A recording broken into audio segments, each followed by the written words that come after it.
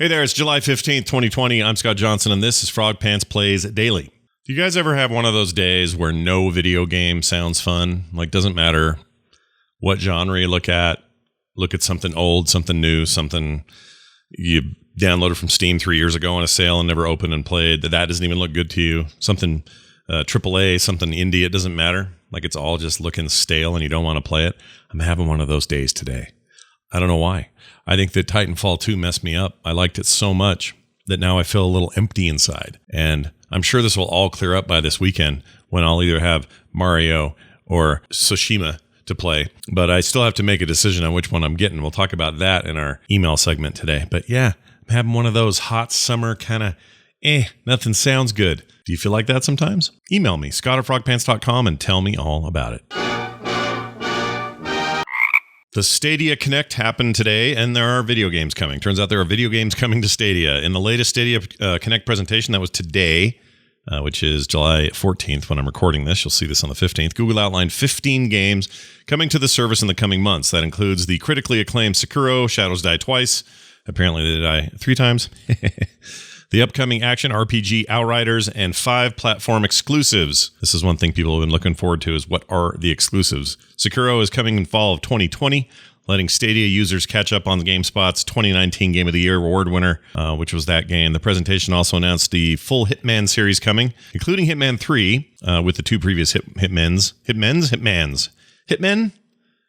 games. That's probably how you should say it. Those are coming in September. Outriders is coming this holiday, and WWE 2K Battlegrounds is coming September 18th. All right, I've assembled the entire list here, so I'm just going to read these off. Dead by Daylight in September. That will be cross-platform progression with PC and Switch owners, so if you have either of those versions, your progress can carry through.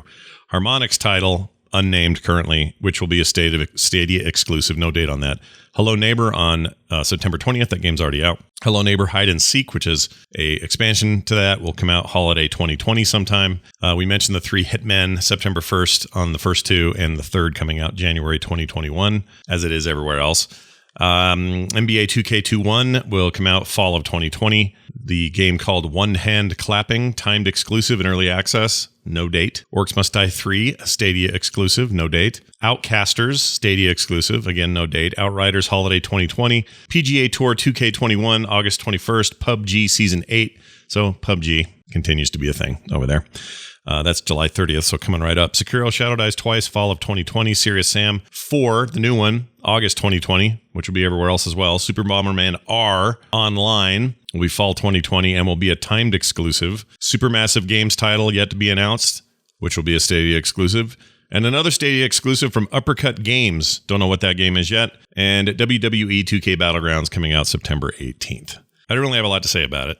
I don't have a Stadia. I didn't buy in on any of the buy-in options. I guess I'm kind of waiting for the free thing to be more ubiquitous. I don't know.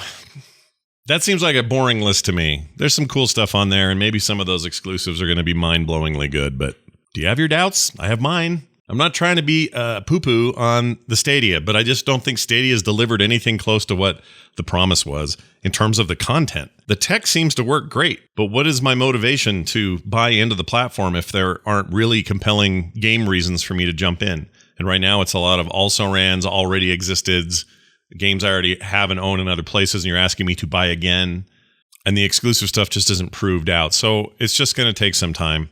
And look, I'm willing to let that time pass and for things to get better and for that to solid up. But I don't know. I guess that is a very wait and see for me. The Sims is getting a reality TV show with real people, not Sims. The Sims Sparked, it's called, is a reality competition show which will air on TBS starting this weekend, July 17th. That's Friday. It's made in collaboration with BuzzFeed Multiplayer, BuzzFeed's video game vertical, and E-League. This is Turner Sports' esports organization. Probably heard of them before with their Counter-Strike Global Offensive stuff.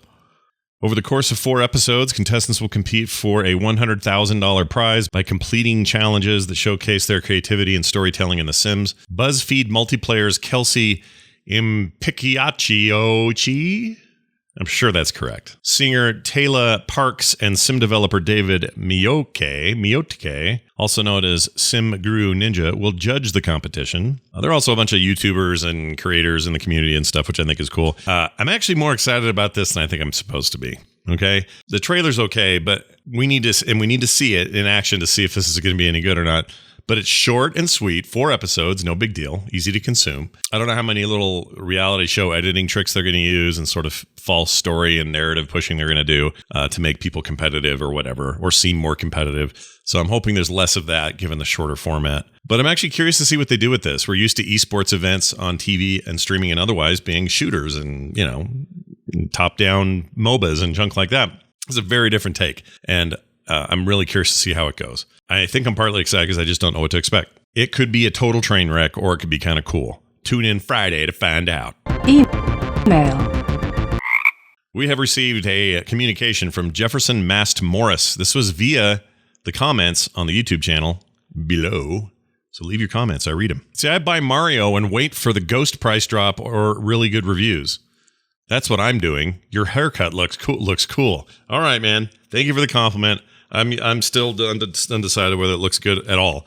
But now that there are some reviews out for Ghosts of Tsushima, it appears to me like it's a little mixed. Okay, there's some people who are like, "Oh, what a great open world game," and there are other people saying this is a gorgeous, beautiful game, but the actual structure of the open world is very old hat. It's like 5-6 years ago you were playing games like this, and it's sort of average and not that great in the long run. So because they're a little bit mixed, I do think I'm leaning a little more toward Super Paper Mario, the Origami King. And the reason I'm doing that is because I'm a sucker for Nintendo things. Because I don't have anything to go on there. There's no reviews yet. Whatever embargo they've got going or whatever they're doing for reviews, that hasn't lifted yet. So nobody's got early reviews of that game. I know people are playing it. I have friends in the industry who are playing it right now and can't talk about it. But in typical Nintendo fashion, they'll probably wait till Friday to do anything about it. And maybe that's okay, because then I can just do it digitally. I'm not worried about the physical edition anyway. So it's probably fine. But right now, leaning Mario.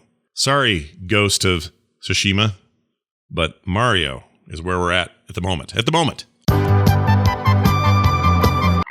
And now a note of little consequence. This is a scene from an old He-Man cartoon where I just thought it was too funny to pass up. It's kind of crappy resolution, but Skeletor pretends to be somebody from a far-off land, and he's brought a special thing for the king. And then it's revealed who he is, and I just think it's a funny scene. So anyway, enjoy this. We'll be right back. Your Majesty, the loyal subjects of East Fen wish you to have this humble gift made by the finest craftsmen in our land. Why, it's magnificent. Would Your Majesty care to examine it a bit closer? By all means, bring it here. Your Majesty, don't touch that!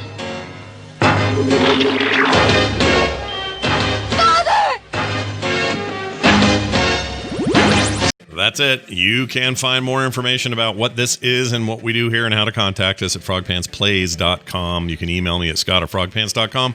And as always, support me on Patreon, patreon.com/frogpants. That'll do it for me. That'll do it for you.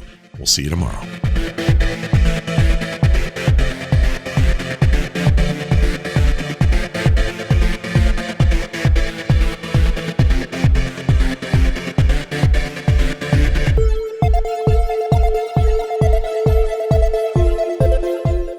Buzz Burbity.